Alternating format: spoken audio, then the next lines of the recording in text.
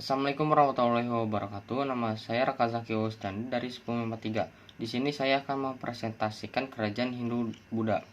1. Kerajaan Sriwijaya. Sriwijaya sering disebut kerajaan Sriwijaya adalah satu dari kerajaan maritim di Pulau Sumatera karena merupakan kerajaan maritim.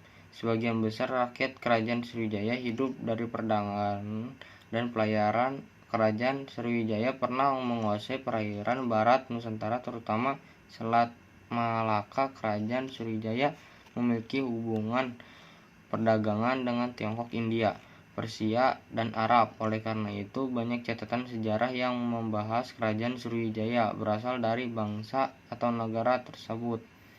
Dalam bahasa Sanskerta, Sri berarti bercahaya atau gemerlap, sedangkan Wijaya memiliki arti kemenangan atau kejayaan, sehingga secara etimologi Sriwijaya berarti kemenangan yang gemilang.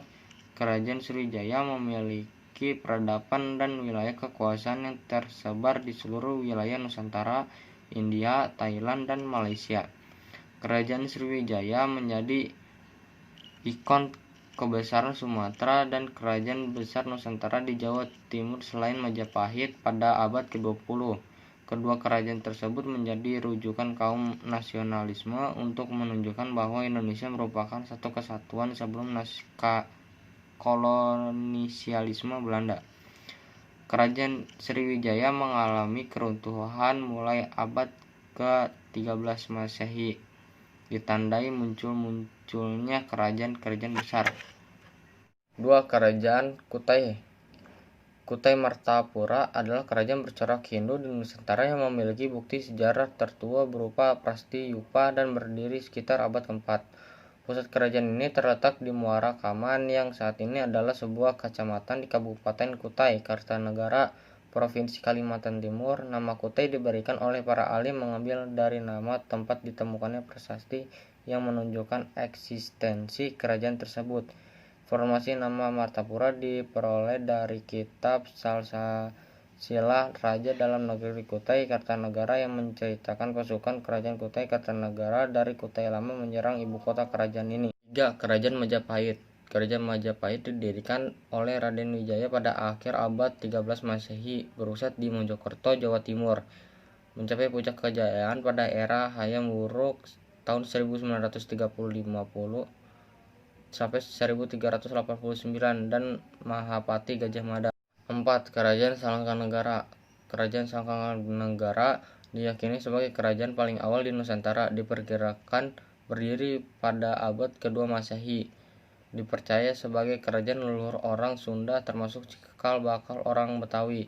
Dikenal juga dengan nama Kerajaan Holoton dan telah menjalin kerjasama negeri Cina. Runtuhnya pada abad ke-4 Masehi sering muncul dan semakin kuatnya Kerajaan Tarumanegara. 5. Kerajaan Wijayapura. Kerajaan Wijayapura adalah sebuah kerajaan yang dibangun oleh suku Dayak Iban Sarawak pada sekitar abad 7 Masehi.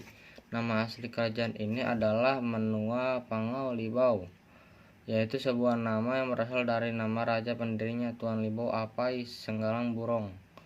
Kerajaan Wijayapura atau Kerajaan Sambas kuno adalah kerajaan yang berdiri pada abad ke-7 di Kalimantan Barat dan terletak di sekitar Sungai Rijang. Bahkan telah ada kerajaan yang berdiri pada sekitar abad ke-6 atau 7 di Kalimantan Barat ini karena ditemukannya benda-benda kuno bercorak Hindu seperti patung atau gerabah. Kerajaan Sambas sebenarnya merupakan koloni dari Kerajaan Bakulapura, kemudian menjadi koloni dari Kerajaan Tanjung Pura, yaitu Kerajaan Bawahan Majapahit di Pulau Kalimantan. Dalam pupuh 13 dan 14 dari kitab Negara Kertagama disebutkan bahwa Kerajaan Majapahit menguasai hampir seluruh Nusantara tak terkecuali kerajaan-kerajaan di Pulau Kalimantan. Setelah menaklukkan kerajaan-kerajaan di Kalimantan dengan kekuatan militer, Majapahit juga menyebarkan agama Hindu dan Buddha di tanah jajahannya. Tapi tidak terdapat jejak peninggalan sejarah kerajaan Majapahit pada masa itu seperti candi atau arca. Bisa jadi karena tipe tanah di Kalimantan yang berawa dan berlumpur sehingga bangunan candi akan mudah terkikis oleh lumpur. 6. Kerajaan Kediri.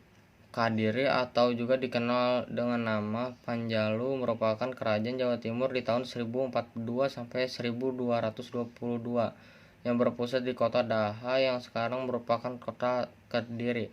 Kota Daha sendiri sudah ada sebelum kerajaan Kediri didirikan dan Daha merupakan singkatan dari Dahanapura yang memiliki arti kora api.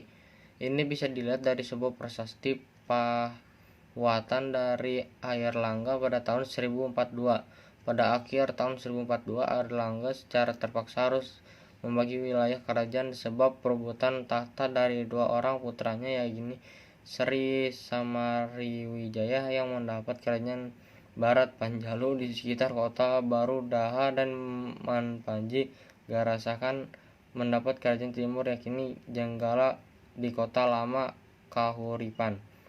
Sejarah kerajaan Kediri sebelum kerajaan menjadi dua, kerajaan yang dipimpin oleh Airlangga sudah memiliki nama Panjalu yang ada di Daha sehingga kerajaan Jenggala terlahir dari pecahan Panjalu, sedangkan Kahuripan merupakan nama kota lama yang ditinggalkan Airlangga lalu menjadi ibu kota Jenggala. Awalnya nama Panjalu lebih sering digunakan dibandingkan negara Kediri atau Kadiri yang terbukti dari beberapa prasasti raja-raja Kediri. Nama Panjalu sendiri dikenal dengan Pujiang Lung pada kronik Cina yakni Ling Wai Tai Ta tahun 1172.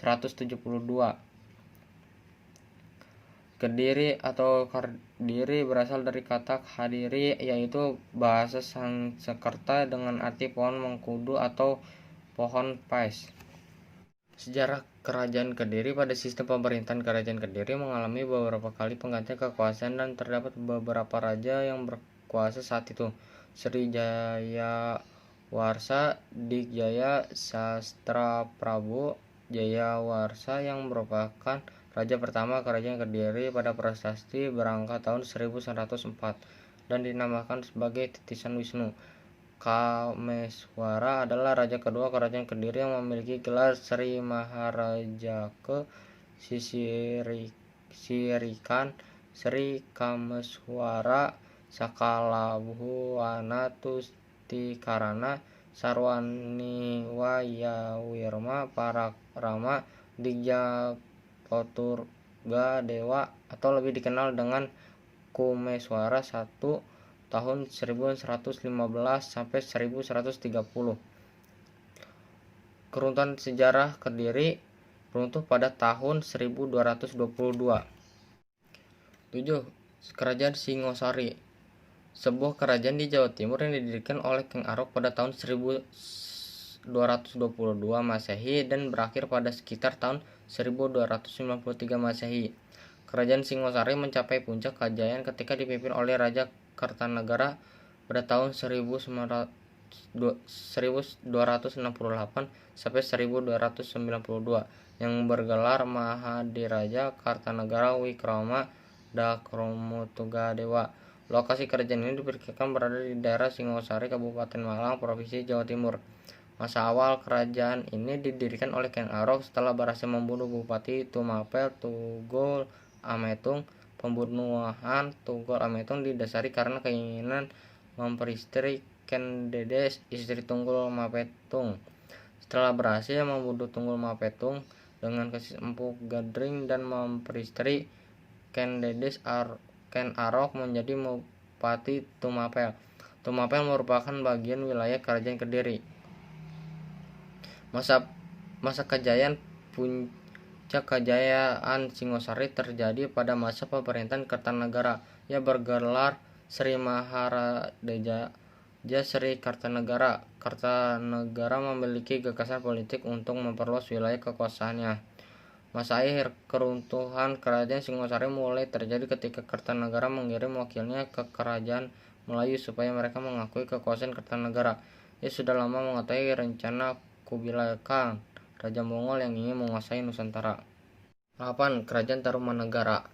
Kerajaan Tarumanagara lahir pada tahun 358 Masehi, terletak di Banten, Sunda, dan Bogor.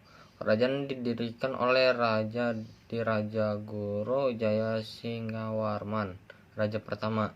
Raja Jayasingawarman memimpin selama 24 tahun. Keruntuhan kerajaan Tarumanagara yang saat itu dipimpin oleh Raja Tarusbawa, Raja ke-13, disebabkan oleh kurangnya kepemimpinan di Pulau Jawa. Raja Tarusbawa lebih memilih untuk memimpin kerajaan kecilnya yang berada di hilir Sungai Gomati. Pada saat itu, serangan dari kerajaan lain juga menjadi salah satu alasan jatuhnya kerajaan Tarumanagara, dan salah satunya ialah kerajaan Majapahit.